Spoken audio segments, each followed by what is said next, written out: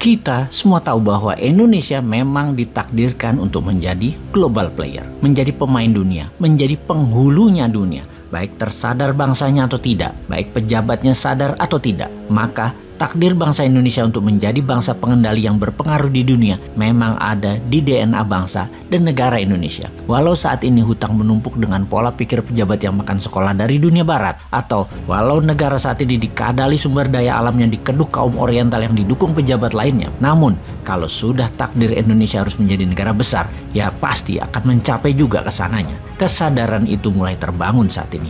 Nasionalisme mulai naik, masyarakat mulai belajar dan hati-hati memilih dan bertindak ke depannya. Kesadaran kemakmurannya bukan karena kebijakan pejabatnya, namun memang karena kepintaran alaminya yang terjadi saat ini. Walau sudah dikekang dan dibatasi kreativitasnya dengan peraturan pemerintah yang ketat, tetap membuat rakyatnya jadi kreatif dan produktif apapun caranya.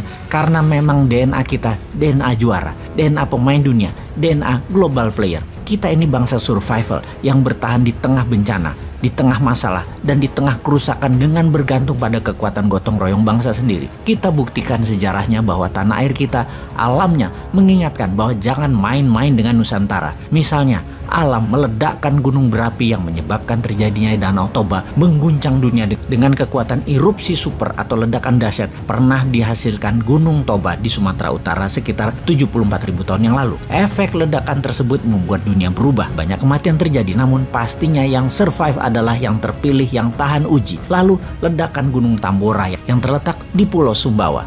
Letusan ini diikuti oleh antara 6 bulan sampai 3 tahun meningkatnya kepulan dan letusan freatik kecil. Bumbungan letusannya menurunkan suhu global dan menyebabkan pendinginan global dan kegagalan panen di seluruh dunia pada tahun berikutnya. Periode 3 tahun tersebut dikenal dengan tahun tanpa musim panas. Dunia berubah banyak dan menjadi dewasa. Pastinya pupuk disebar di seluruh dunia. Pastinya gerakan tanah vulkanik tektonik menjadi menggeser, membuat mineral tanah dalam dan mineral tanah jarang muncul di permukaan di tanah Nusantara. Lalu ada makhluk peninggalan zaman Jurassik, satu-satunya di dunia yang namanya Komodo di Flores. Ini membuktikan satu hal lagi.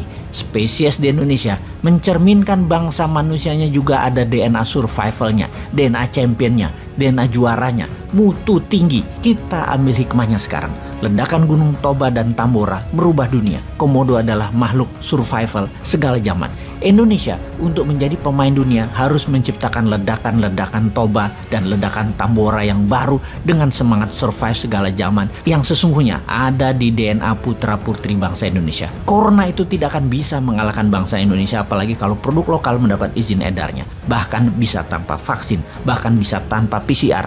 Namun titer antibodi bangsa Indonesia tetap tinggi karena memang ramuan alaminya ada. Kekayaan alam mineral, tak perlu teknologi asing dan tergiur narasi ocehan orang asing agar dikeduk asing mineral tambangnya dengan investasi asing. Sungguh, pakai kekuatan bangsa sendiri itu bisa, sehingga bisa jadi nilai jaminan aset bangsa untuk mencetak alat bayar. Akhirul kalam, wahai sahabat New Mind, karyamu mengguncang dunia sedang dinanti karena DNA-mu adalah DNA juara. Ayo buktikan.